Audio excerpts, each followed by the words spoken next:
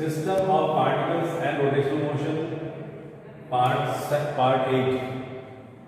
Now, in this particular topic, we are going to discuss the condition for equilibrium of a rigid body.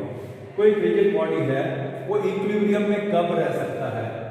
और rigid body है, तो either हम लोग क्या consider करेंगे? Either the rigid body is moving translatory motion, having the translatory motion, or rotating motion. दोनों का क्या कंडीशन होना चाहिए उसके बारे में डिस्कस करेंगे.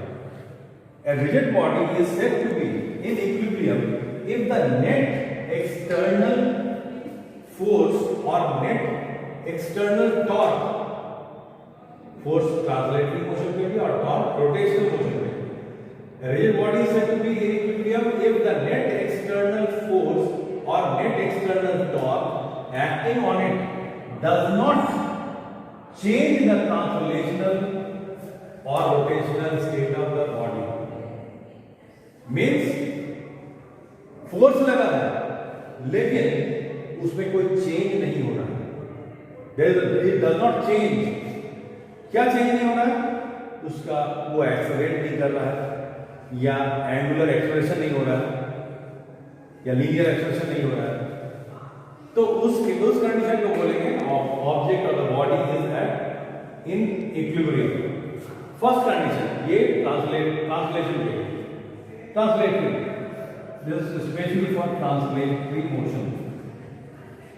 Translatory मतलब क्या होता है? Straight line motion.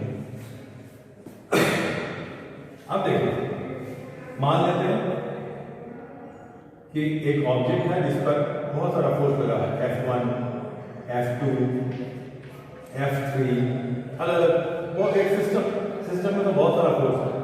Total force को हम लोग अगर ऐड कर देते हैं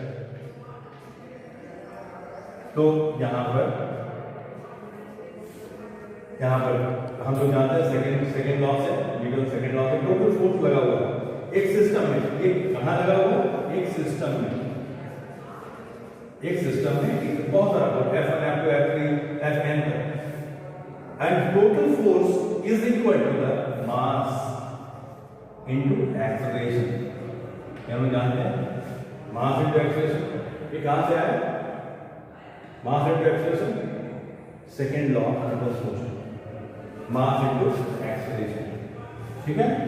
तो हम इसको टोटल F हम यहाँ टोटल सिग्मा कर दिए, summation total force is equal to m into a vector.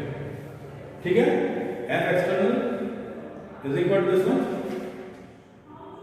अब यहां पर F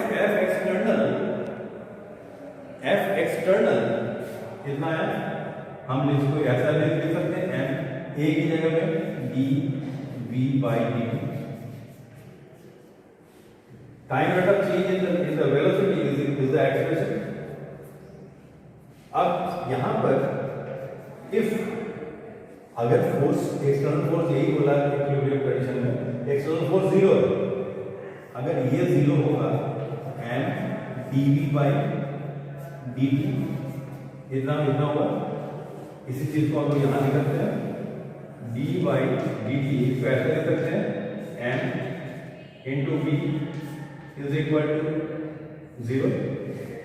इसका मतलब ये m into v जो है ये क्या है? Linear momentum. लीनियर मोमेंटम क्या है? कांस्टेंट. तो लीनियर मोमेंटम कांस्टेंट या वेलोसिटी कांस्टेंट, वेलोसिटी भी कांस्टेंट हो जाएगा. लीनियर मोमेंटम क्या होता है? m into v. तो लीनियर मोमेंटम कांस्टेंट है. अगर लीनियर मोमेंटम कांस्टेंट है किसी भी केस में, खासकर ट्रांसलेटरी मोशन में, तो हम बोलेंगे ऑब्जेक्ट जो ट्रांसलेटरी मोशन कर रहा है वो क्या है? इक्विलिब्रियम में है in terms of linear momentum. और इन टर्म्स ऑफ वेलोसिटी अगर करेंगे, velocity is also constant. That is the first case number 1 for the translatory motion.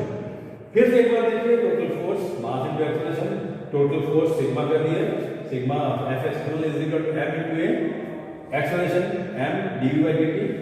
अगर ये 0 है, if F external is equal to 0, तब क्या होता है? ये कंडीशन होता है क्यों हम जीरो क्यों किए? क्योंकि यही कंडीशन इक्विलिब्रियम का, तो इतना जीरो, तो linear momentum is the constant और velocity is constant. That is the first condition. Second condition for equilibrium of rigid body, specially object और rigid body is having rotational motion, घूम रहा है, rotating, तब उस केस में equilibrium का condition क्या होगा? A body, a rigid body is said to be in rotational equilibrium if the body does not rotate. If the body does not rotate, या तो वो घूम नहीं रहा है और it rotates with constant angular velocity.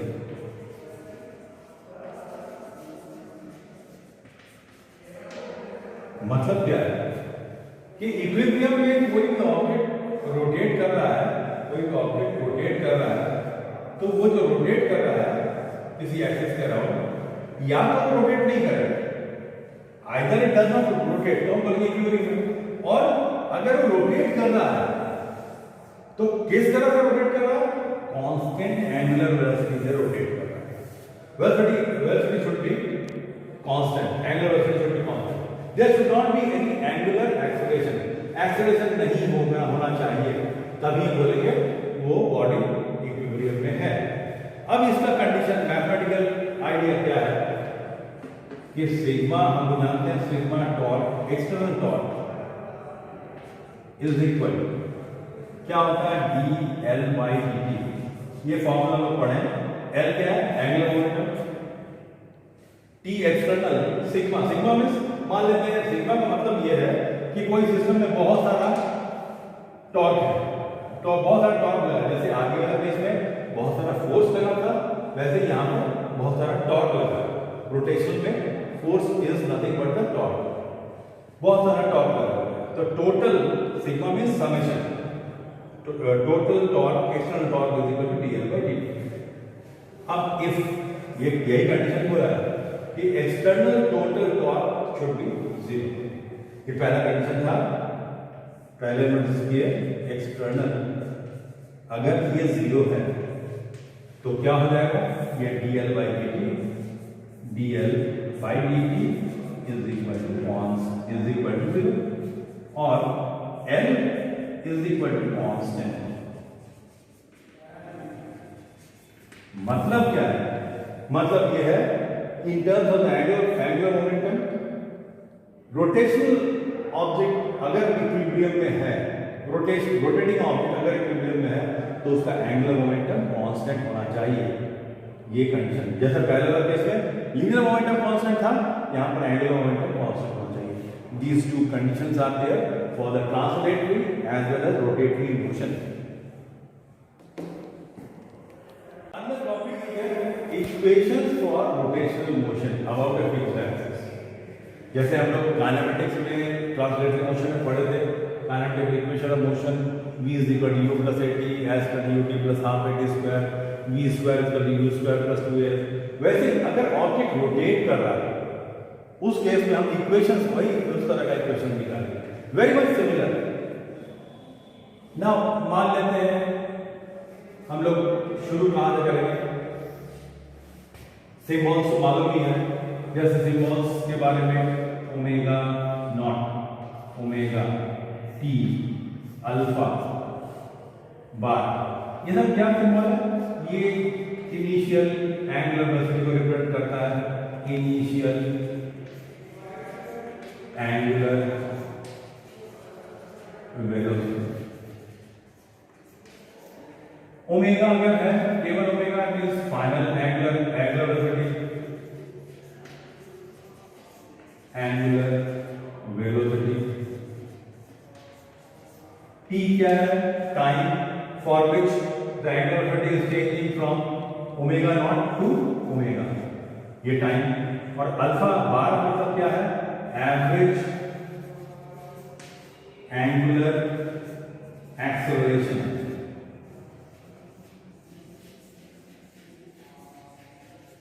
और यूजुअली थीटा हम लोग सेलेक्ट करते हैं क्या, एंगुलर डिस्प्लेसमेंट को। ठीक है, ये सब चीज को डिनोट करते हैं। अब हम लोग शुरू कहां से करते हैं, देखिए first as per the concept जो कंसेप्ट है रोटेशनल मोशन का, average acceleration angular acceleration is equal to omega minus omega not by T. हम लोग ये लेके चले कि omega is final angular velocity और omega naught is initial velocity, initial angular velocity, and the time t is the net time required from omega naught to omega। ये omega naught से omega होने में t टाइम लगता है।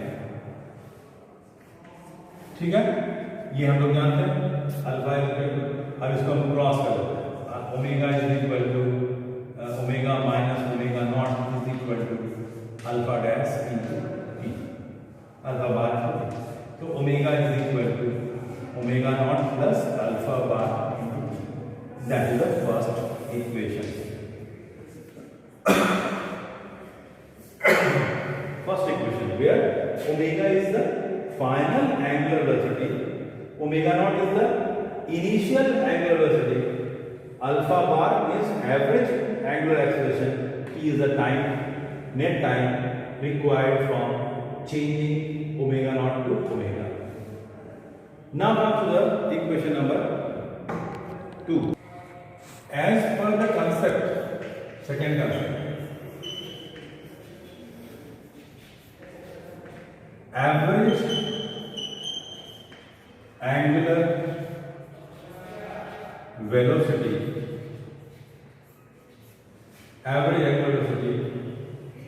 that is omega bar is equal to theta by t। ये हम लोग जानते हैं average angular velocity is the theta by t। तो थीटा इज इक्वल टू क्या हो जाएगा, omega into t। Theta is what? Angular displacement। Theta is what? Angular displacement।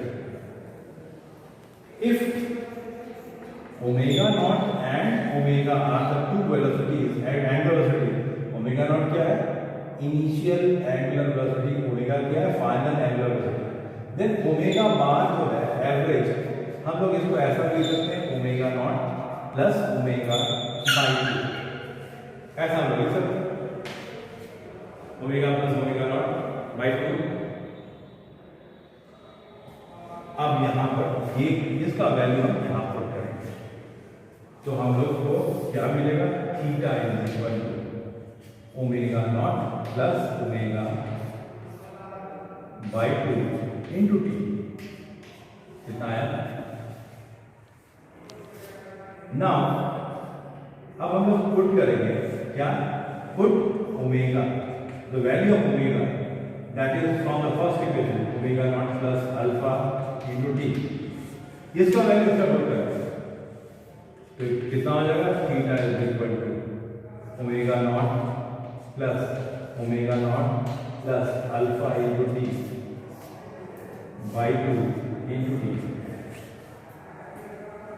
Right, is equal to theta is equal to 2 omega not plus alpha t into t by 2। अब दोनों expression को open कर देते हैं, theta is opening the bracket, 2 omega not t by 2 plus alpha t square by 2, ये 2 cancel, theta is equal to omega not t plus half alpha t square। This is the equation, second equation, very much similar to the s equal to ut plus half and square। So here the theta is angular velocity, theta is angular displacement, and omega naught is the initial angular velocity, t is the time, net time, half alpha bar is the average angular acceleration।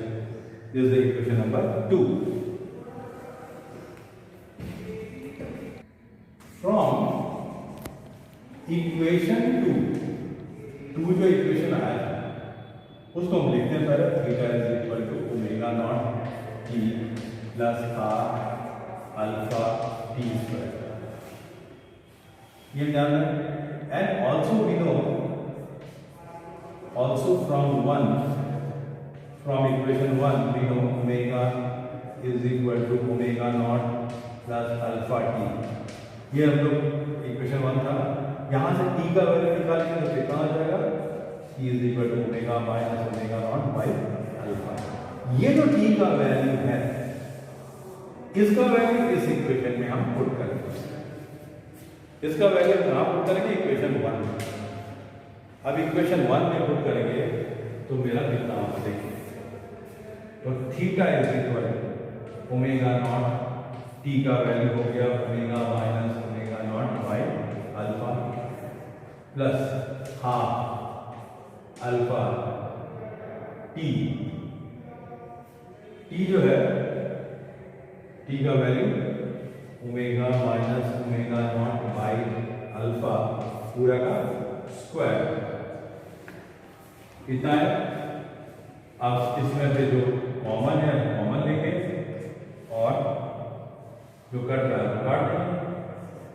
Theta is equal to, हम क्या करते हैं omega minus omega naught, omega minus omega not, यहाँ 2 है यहाँ 1 है, common ले लो तो omega minus omega not common ले लीजिए, ठीक है। अल्फा नीचे कॉमन है, अल्फा भी ले लीजिए, तो कितना बचा, यहाँ बचा ओमेगा नॉट प्लस हाफ, यहाँ अल्फा था या अल्फा स्क्वायर तो केवल एक अल्फा रह जाएगा 1/2 और ओमेगा माइनस ओमेगा नॉट तो एक रहेगा, omega minus omega naught square हो जाएगा, यहाँ 1 था ये कॉमन ले लिए तो यार कितना बाई अल्फा, कितना बचा देख लीजिए।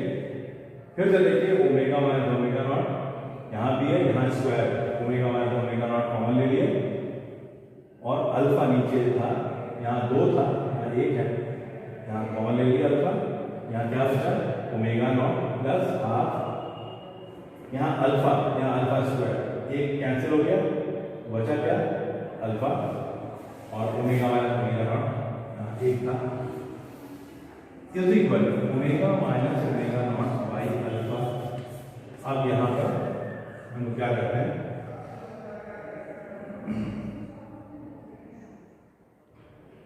यहाँ हम लोग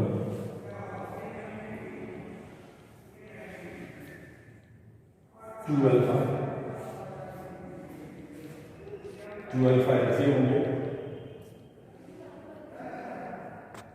यहाँ जो अल्फा यहाँ अल्फा स्क्वायर, एक अल्फा से कैंसिल हो गया और अल्फा ऑलरेडी कॉमन हो चुका था तो यहाँ अल्फा नहीं रहेगा, तो यहाँ पर क्या बचा, यहाँ पर केवल हाफ और ओमेगा माइनस ओमेगा, तो इसका एलसीएम आ गया 2, यहाँ पर 2 omega not plus omega minus omega not, कितना हो जाए। अब इसी चीज को ध्यान रखें, यहाँ लिखते हैं theta is equal to omega minus omega not by 2 और अंदर क्या बचा 2, जो 2 बाहर आ गया 2 अल्फा कर दिया, ये 2 और अल्फा उधर कर दिया तो omega not 2 omega not minus omega not कितना हुआ omega not plus omega is equal to, अब यहाँ पर देखिए theta is equal to omega minus omega not, यहाँ पर हम इसको पहले लिखते हैं omega minus omega not by 2 alpha. अब क्या देख रहे हैं a minus b a plus b, a minus b a plus b, तो क्या हो जाएगा a square minus B square, तो यहाँ पर हो गया theta is equal to omega square minus omega naught square by 2 alpha is equal to, ये हो गया omega square minus omega naught square is equal to 2 alpha theta और omega square is equal to omega naught square plus 2 alpha theta. This is the equation number 3। जो कि बहुत similar है v square plus u square plus 2as kinetic equation. तो ये तीन equation हमको derive करना था, तीनों इक्वेशन डिराइव हो गया। That 3 equations are the equation for rotational motion. Okay, thank you.